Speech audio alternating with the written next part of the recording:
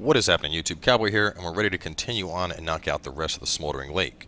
Now, real fast, one thing I want to address is because this episode's titled Smoldering Lake, I think a couple of people may come here actually looking for access to this area.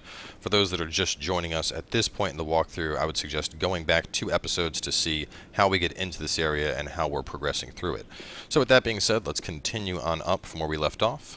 We had just taken down the Black Knight, and we're going to go up a series of ladders. We can get a Dragon Rider bow right up here, which is pretty nice. And then we're going to be fighting our way past some enemies, disabling the ballista, snatching up some more items, and then fighting the giant bone worm to grab one of the coolest miracles in the game. So up ladder 1, we'll go up ladder 2, and you can see an item right there. That's our Dragon Rider bow. Just drop back down. Grab that, and drop back down here, and then go on up. So a couple enemies in this next area, nothing too difficult. There are some pinwheels in addition to the, I guess we'll call them undead rogues that we fought earlier. As soon as you get over here, swing on over to the left. That ballista can hit us right now, so we want to get over to the left as soon as possible, and now we are safely out of the view of the ballista.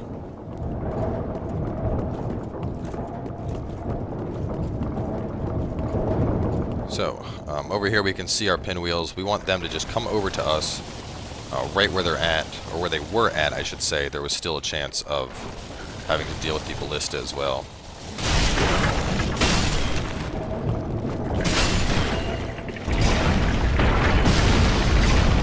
Love all the large titan we're getting. You can hear the ballista just pounding away, not very happy that we are approaching it. And what's interesting is that the ballista is fully automated when you reach it. So, I messed around with it a bit. I'm not sure if there's a way to actually change it and have it attack for you. You can turn it off, and then alternatively, you can actually turn it back on, which is kind of strange, all things considered. Come over here. Come on.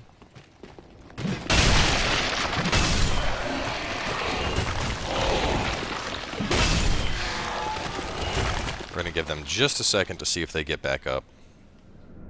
You guys know how those skeletons can be. It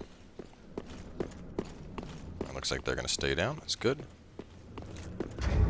Alright. Now we want to pull these guys one at a time. Now that we have the first one, we're going to go around the corner. We don't want the other one to patrol back into us while we're fighting this one. Similar to... what is that? There's like some weird... it's weird. There's like some weird blur right around that fire. Similar to how we got them before, though. We're going to try and flank behind them. Oh god, I'm getting stuck on something. That jumping attack can be brutal. We're going to go unlocked for just a second here, just to retreat and get our health back up. Nothing is worse than being stuck in visual lock of the enemy and being unable to move where you need to move. There we go.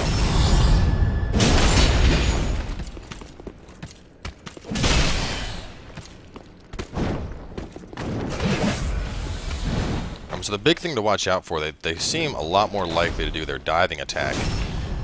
For whatever reason, and I feel like back when we were fighting these guys in the Carthus Catacombs, they didn't do the diving attack too much. So do keep an eye out for that. It can be quite painful.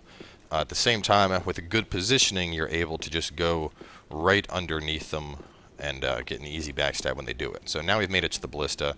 At this point, you're safe. It's not going to get you where we're at now. Let's see if we can bait the jump attack. Come on. Oh, that works.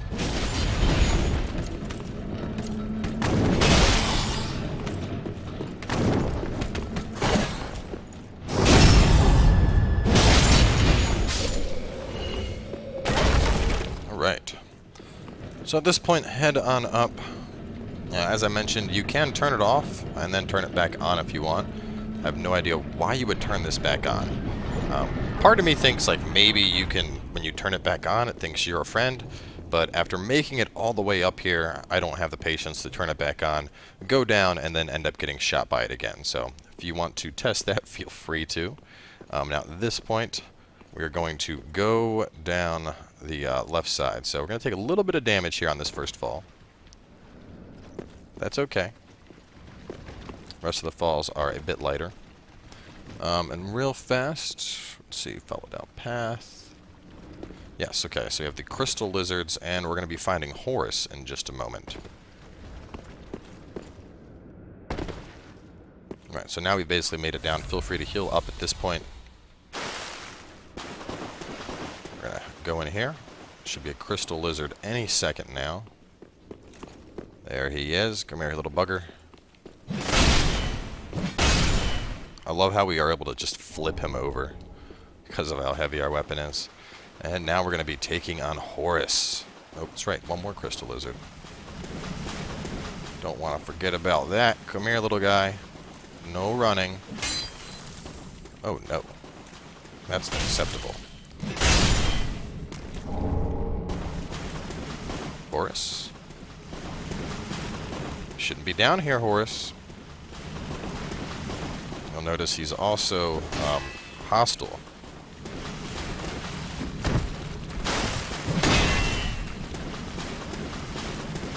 Horus.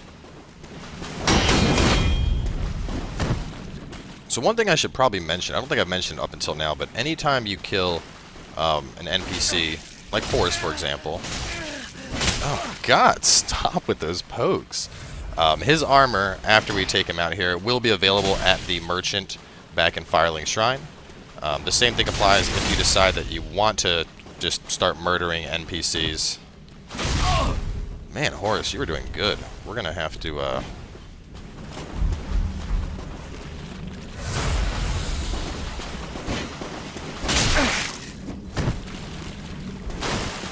All we need is one parry on him. Unfortunately, I'm pretty terrible at parries.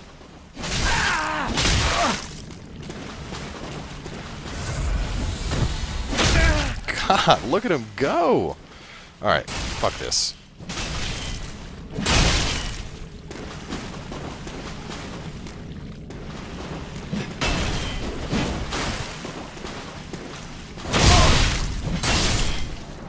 I have more stagger potential than you.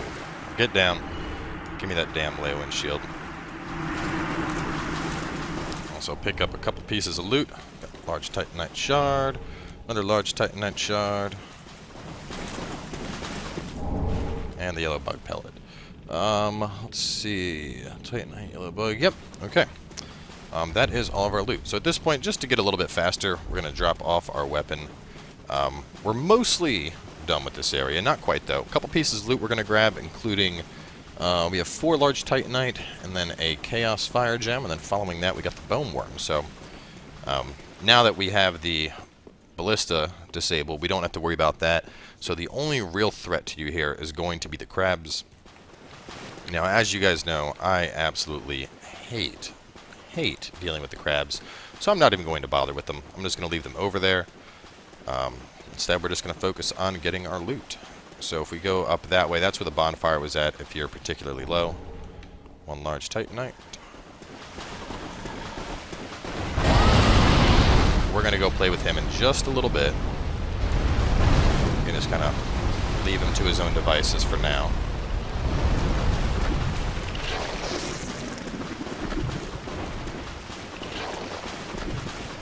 Now over here, you'll see this area. Now this is where I was talking about if you wanted to take a different path. Right here where you see the rocks are kind of crumbly, this spot right here, you can actually see below. If you go down into there, like just walk over that, that will collapse and it'll actually take you to the Old King's Antechamber bonfire. So if you want to approach the area from that angle, you're more than welcome to do that. Personally, I think just running past all the crap and going up top first is a little bit easier. So I don't know why these crabs are so close over here. Usually they stay farther away, but we want over here is our Chaos Fire Gem.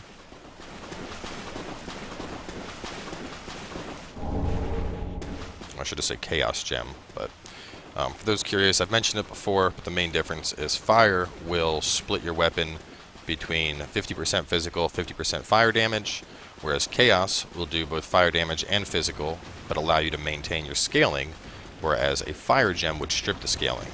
In a similar manner, dark and deep function the same way. Deep removes scaling but gives you 50-50 dark physical, whereas a dark gem will give you dark and physical while you maintain scaling. Here's our 4th large titanite. Alright. And at this point, we'll just run back to the bonfire. We'll warp over to the demon ruins, and we will fight the undead bone worm. Now, I don't know what that thing is actually called. Undead bone worm is just a nice little name I've come up with for it.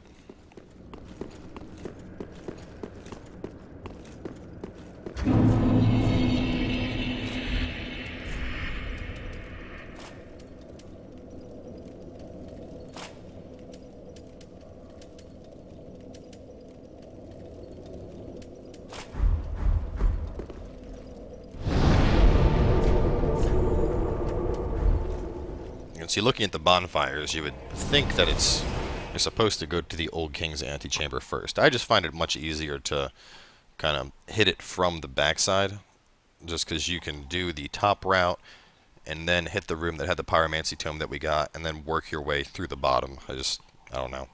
In terms of a flow, I think it feels more natural. Alright, so from Smoldering Lake, we're just going to run on up. Pretty much as soon as we go down there, Undead Bone Worm will appear. Now, he can be a little bit tricky. He's not so much difficult in the traditional sense, but he likes to keep moving around, which can make it kind of hard to hit him.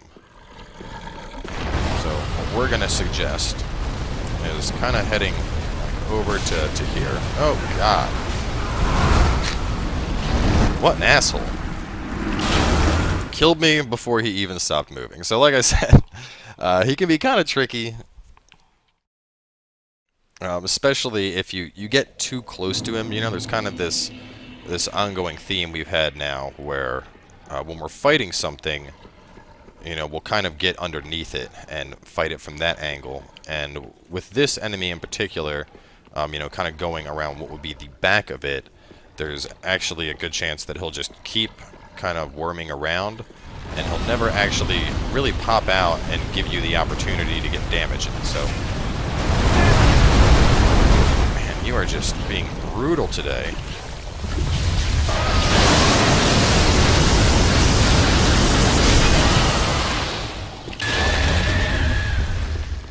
If we're over here where it can like clearly see us, it won't. There we go. It'll pop out, and now we can actually get some damage in.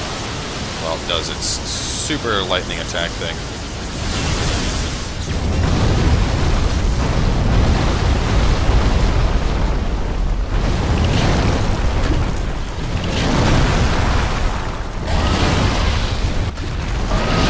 To kite a little bit. Well, it'll cause it to like pop out and basically stay in a place where we can actually get some damage into it. So you can also just keep your shield out to help avoid damage if it does run into you, like it did the first time where it took us down. It should pop out and begin to attack any second now. Here we go.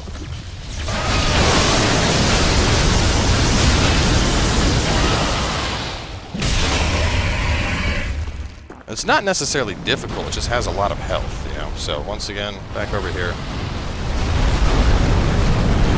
Just kind of let him do his thing.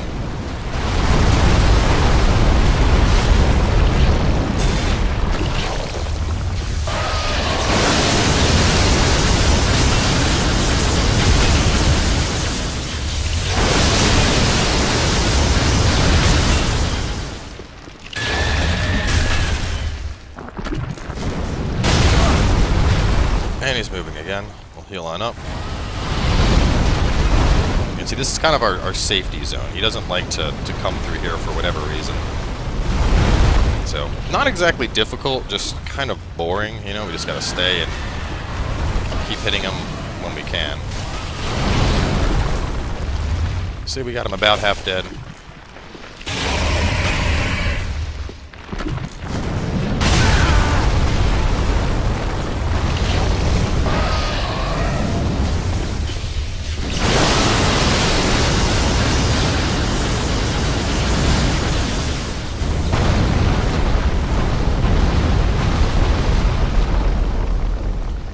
Come on.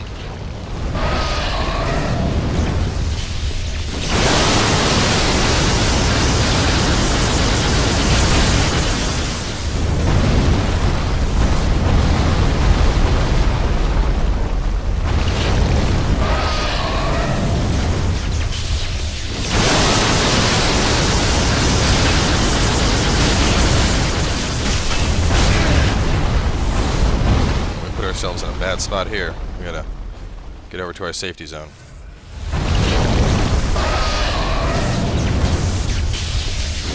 Two attacks.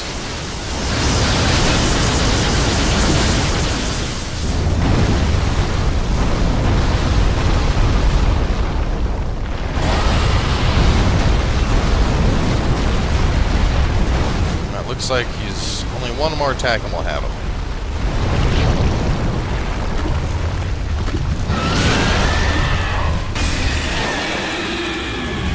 There we go. And lightning stake. Super, super cool miracle. We can also pick up our large titanite here. And our shield of want. So if you want to be a risk taker, feel free to pick up the shield of want as soon as you get to this area. It has an effect on it very similar to the covetous silver serpent ring. And it actually does stack with it, so you can use both the covetous silver serpent ring and the shield of want to increase your souls by a pretty nice margin. But with that, we are finally wrapped up with the Smoldering Lake area. So quite a bit of bullshit to deal with down here, but we got it all knocked out. And with that, we're going to head on back, talk to Henri, and then following that, we're going to make our way on over to the next area. Actually, oh, nope, that's right, can't go this way because the ladder is not down.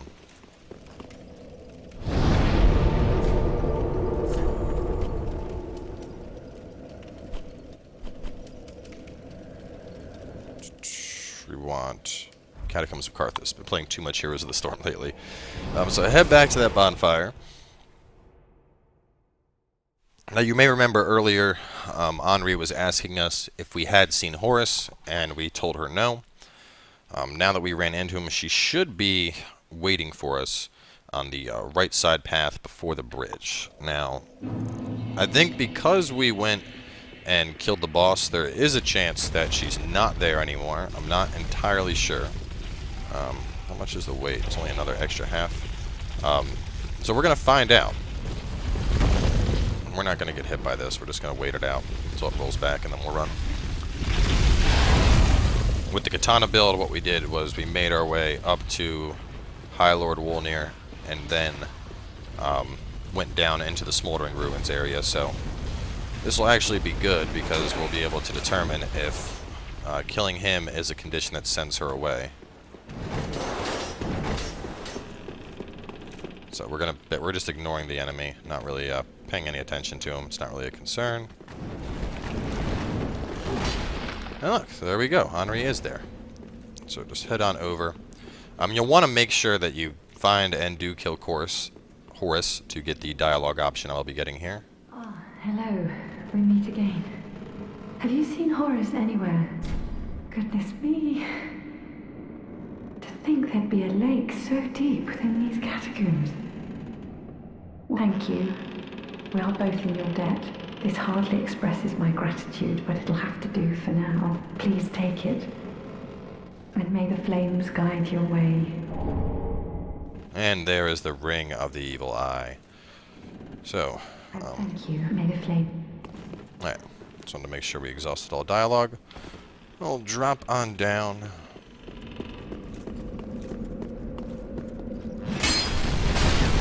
Break that just to make sure the skellies don't follow us.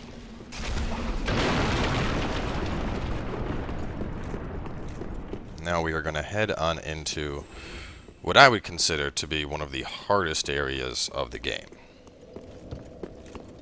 The boss for this upcoming area is very difficult. The enemies are very difficult.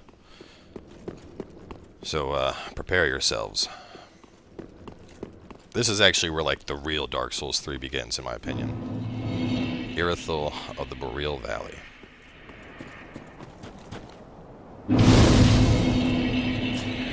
So either way, guys, make sure to tune in, and we will catch you next time as we continue on into the Boreal Valley.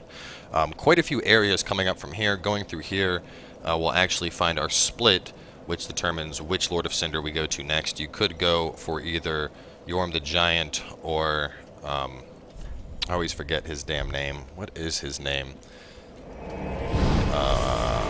God, what is his name? Aldrich. Aldrich of the Deep. I always forget Aldrich. Poor guy. Anyway, that's going to wrap up this one, so thanks for coming on by, and we will see you guys with the next episode as we take on Irithyll.